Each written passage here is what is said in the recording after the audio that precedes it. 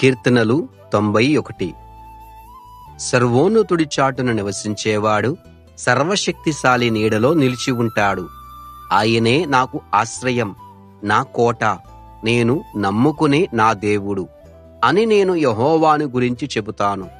వేటగాడు పన్నిన ఉచ్చు నుంచి, ప్రాణాంతక వ్యాధి నుంచి ఆయన నిన్ను విడిపిస్తాడు. ఆయన తన రెక్కలతో నిన్ను కప్పుతాడు. ఆయన రెక్కల కింద నీకు ఆశ్రయం దొరుకుతుంది. ఆయన నమ్మకత్వం నిన్ను కాపాడే కవచంగా ఉంటుంది. రాత్రిలో కలిగే భయభ్రాంతులకు, పగటివేళ ఎగిరి వచ్చే బాణాలకు నువ్వు భయపడవు.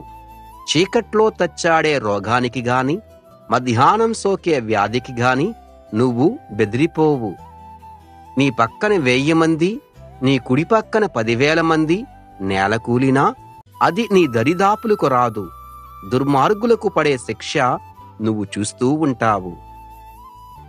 యెహోవా నా ఆశ్రయం, మహోన్నతుని నీకు కూడా శరణుగా చేసుకో. ఏ హాని నిన్ను ముంచెత్తదు, ఏ ఆపద నీ ఇంటి దరిదాపులకు రాదు. నువ్వు చేసే వాటన్నిటిలో నిన్ను కాపాడడానికి ఆయన తన దూతలను పురమాయిస్తాడు. నువ్వు జారి బండరాయిపై పడిపోకుండా వాళ్ళు నిన్ను తమ చేతుల్లో ఎత్తి పట్టుకుంటారు. నువ్వు సింహాలను, నాగుపాములను నీ కాళ్ళ కింద తొక్కుతావు. సింహం కూనలను, పాములను అణగదొక్కుతావు. అతనికి నా మీద భక్తి విశ్వాసాలున్నాయి గనక నేనతన్ని రక్షిస్తాను.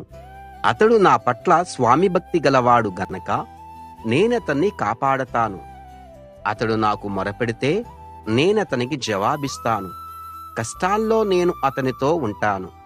అతనికి విజయమిచ్చి అతన్ని సత్కరిస్తాను. దీర్ఘాయుష్షుతో అతన్ని తృప్తిపరుస్తాను. నా రక్షణ అతనికి చూపిస్తాను.